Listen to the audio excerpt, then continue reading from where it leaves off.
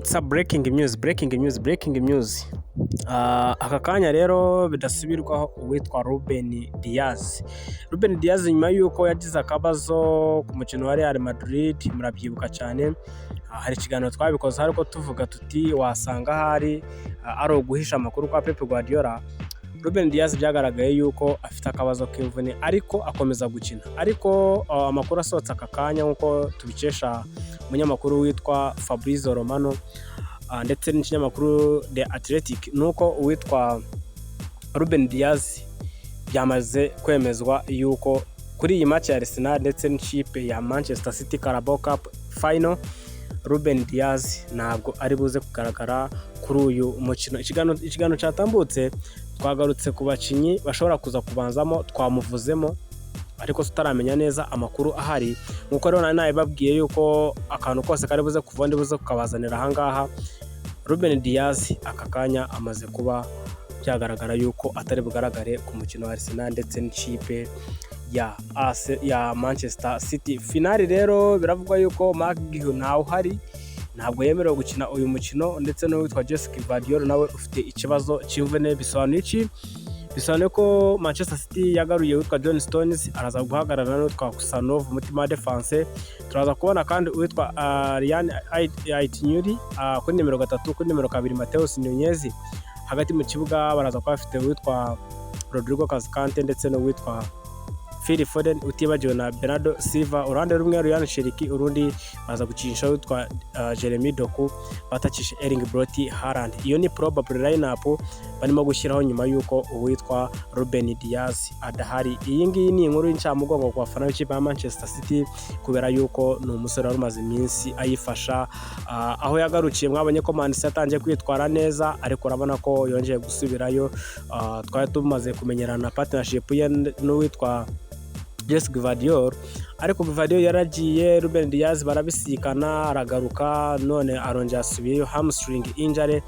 Biravugwa yuko rero ngo niba mukorera sikani bashaka kuza gusanga ari buze kumara ukwezi n'igice hanze y'ikibuga. Ntabwo ari umukino gusa wonyine ari buze gusiba, kuko niba ari hamstring injury bivuze yuko n'ubundi ikipe y'igihugu ya Portugal ntabwo yigeze imuhamagara, kubera yuko bacekaga yuko ashobora kuba afite akabazo k'imvune. Rero Manchester City yirinze kuba yabitangaza, none babitangaje aka kanya habura amasaha make kugira ngo match itangire, yuko uwitwa Ruben Diaz umunyaportugal ntabwo ari buze kugaragara ku mukino wa Arsenal ndetse n'ikipe ya Manchester City. Ese biraza gucura iki? Manchester City iraza kuba yakwitwara neza kuri uwo mukino, cyane ko Arsenal abadefenseri bayo bose barahari ndetse n'abandi bagiye batandukanye bose barahari. Wowe urabyumva gute? Inkuru y'incamugongo ku bafana b'ikipe ya Manchester City.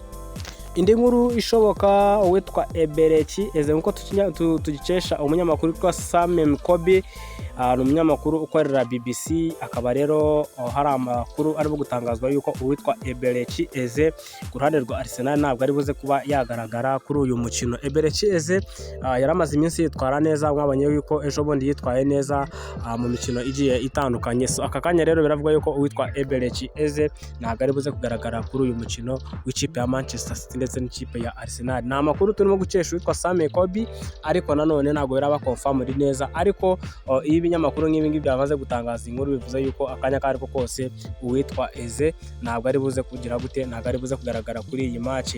Nubwo wenda twagiye tubibona yuko bavuga yuko ntabwo ajanye n'ikipe, ariko tukabyita rumors, aka kanya birasa naho biri confirmed. Uwitwa Eberechi Eze ntabwo ari buze kugaragara kuri uyu mukino. Tekereza rero uyu muhungu witwa Eberechi Eze aramutse abuze muri iki kibuga cya Arsenal. Andi makuru akavuga yuko Martin Odegaard wamaze kuba yagaruka, ukibatse Martin Odegaard araza kukibanzamo, gusa amahirwe menshi probable lineup na Arsenal ndabona probable lineup yahindutse, kubera yuko ndimo ndabona hagati mu kibuga bakinisha Kai Havertz, Kepa Arrizabalaga mu izamu, Gabriel ndetse n'uwitwa Christian Mosquera ndetse Timba ndetse n'uwitwa Carafiori mutima, hose muri defense barakina defense. Gabriel ndetse n'uwitwa Mosquera muri defense, none Timba 2 3 Calafiori.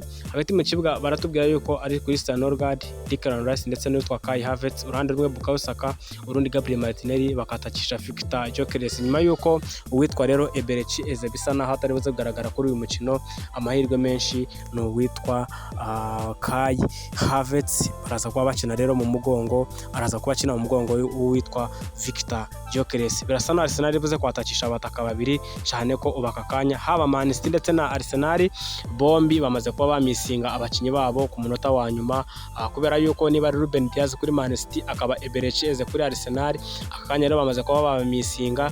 Nabikubwiye yuko nuza gukora subscribe ariko n'ubundi ndabona 11 basohotse, 11 bari original basohotse. Ndabona Kepa Arrizabalaga yabanjemo, Ben White kuri nimero 2, Saliba, Gabriel mu mutima defense ndetse na Pierre Nkapi kuri nimero 3.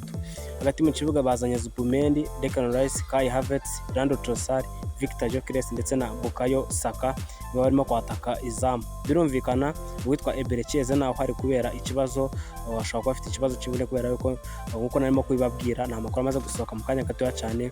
Eberechi Eze birangiye atagaragaye mu kibuga. David Raya ku gatebe k'abasimbura, Christian Mosquera, Gabriel Jesus, Gabriel Martinelli, uwitwa Christian Norgard, Noni Madueke, Ricardo Calafiori ndetse n'uwitwa Reus Skelutibajo ndetse n'uwitwa Max Doman. Uwitwa rero uwitwa Martin Odegaard nawe ntabwo ahari ku gatebe k'abasimbura.